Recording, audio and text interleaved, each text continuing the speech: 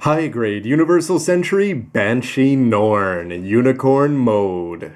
Hey, what's up again everybody? It's Robert, 184, 2Rs2Bs, gundam.tk, and you've seen everything from the unbox of the Banshee Norn to the parts to the mobile suit. And now it's time I've compiled all my thoughts, good and bad, about this kit so that you can make your own call as to whether this is something you want to add to your UC collection.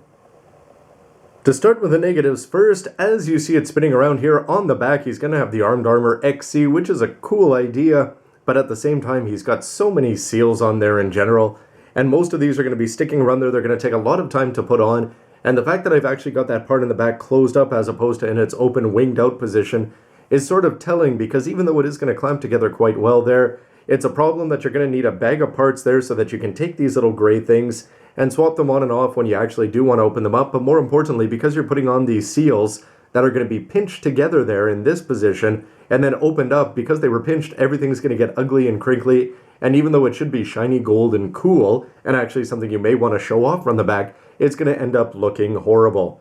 For the posability, I gotta say I'm really disappointed here, because compared to the destroy mode, well, this is the kind of thing, it's got a full psycho frame inside, and because of that, you know, in HGUC, if you lose some posability, well, I understand that. But if you look at this guy, he's just one set of armor everywhere. And for me, I don't really see any reason why we're only getting 90-degree bends with the arms. The legs are not doing anything too fancy, the ankles don't do too much, the shoulders don't go across and touch the other arms or anything like that.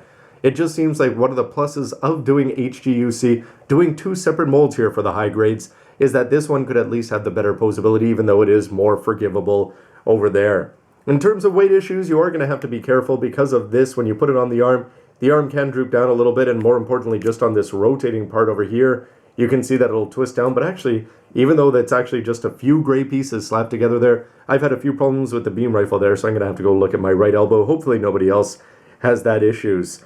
The colors themselves, well, it's going to be a little bit disappointing, I think, always when you take it out of the box, and you see that any color differentiation here is going to be coming from seals, and especially with the revolving launcher, it's the kind of thing where if it's supposed to be in blue, yes, it's a slightly different blue from the rest of the body, but if you're just going to be remolding this whole thing, the regular beam magnum, why not just instead just use a regular gray beam magnum and take this part, mold it in blue, and then actually have it separate parts attach on?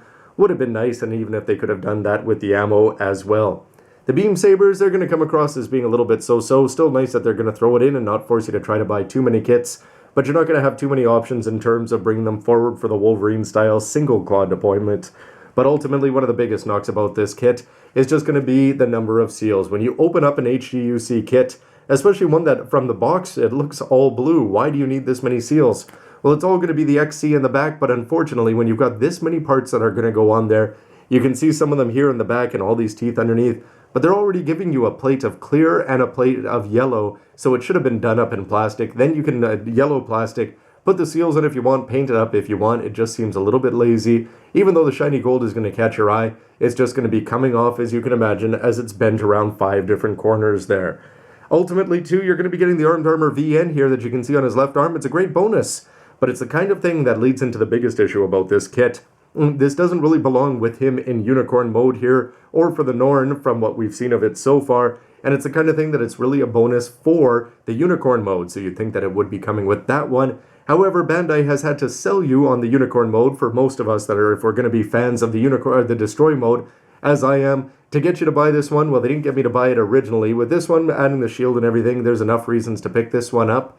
However, it's the kind of thing that they're getting you to buy 2, and now either 4.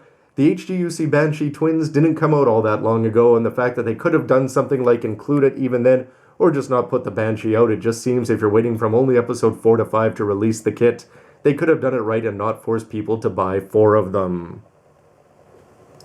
Long list of subjective negatives there, and how about some of the positives? Because actually, I've got to say that there's more here than I thought.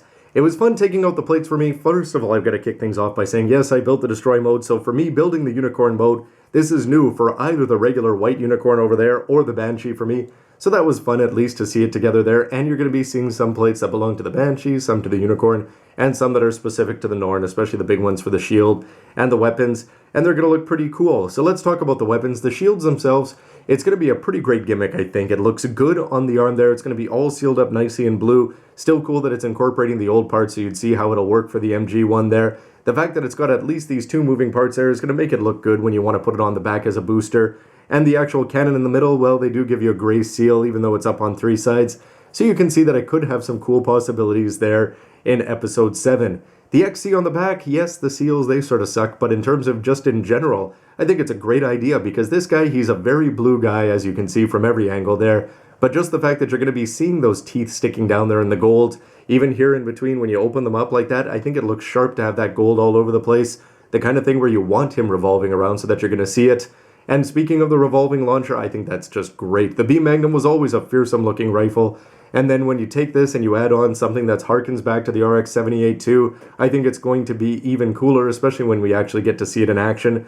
So in terms of the 3 changes here from the regular unicorn mode of the Banshee, I'd say all 3 of these ones are pretty positive, although it would be nice to have the folded up versions of those as well. Other positives just include the colors here. I think they're going to look pretty good. I'm a huge fan of the way that the destroy mode is going to work, especially if you put in some time to paint it here. But I've got to say that yellow right out of the box there that you're seeing up there for the V fin, that's not a V, and for the yellow part there for the neck and the face part, it's going to look pretty good even if you don't go and paint that up. Seals, of course, would be nice if they all match the plastic. But nonetheless, the yellow is going to look good with the otherwise all blue body, and even though I'm not a fan of the unicorn mode in general, I've got to say it looks pretty good, and that is going to be helped by the fact that you are going to be getting a million of these little orange seals that just stick around all over the place. And what little gray you do see of the inner frame, it's actually a pretty cool combination. When you add in the fact that you're going to be getting things like the beam sabers, and even though the VN, yes, it doesn't seem to be a perfect fit, anytime you're getting more play options here, it's the kind of thing they could have chinsed out and not given you these or these. And it's the kind of thing that at least they are giving you a reason to reach out. And even if you've already got 2 of these before, and you know that the 4th one is going to be coming, there's still enough bonuses that you may want to go out there and catch them all. So final verdict here is going to come with some very specific caveats here. For me, as I already said, I've already got the destroy mode and I never built him in unicorn mode. So for me to get this kit, I'm actually really happy to pick this guy up. It is cool to build him once in his unicorn mode to go along with the white one. The shield is fun, the beam magnum is always a lot of fun, that XC on the back has some great ideas to it.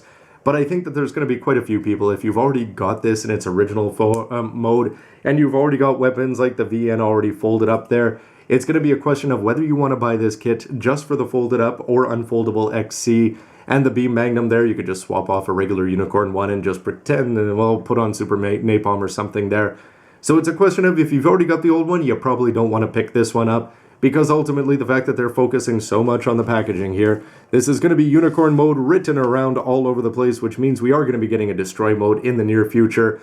And in that case, if you really want to have the DE and things like that, you're probably going to be getting that there. And if they're going to be throwing in this, it's a question of, do you really need that unicorn mode? Outside of the fact that the shield is going to be folded up, you may not have any reason to get it. But for me, it's a very nice compliment to go along with this guy. Future speculation, yes, well, it's fitting that destroy mode's there, because you can imagine when episode 7 comes out that we could be getting this guy again. I suppose it'll be a question of whether he's going to have green on the inside, is that novel only, or will we be seeing it in the show itself?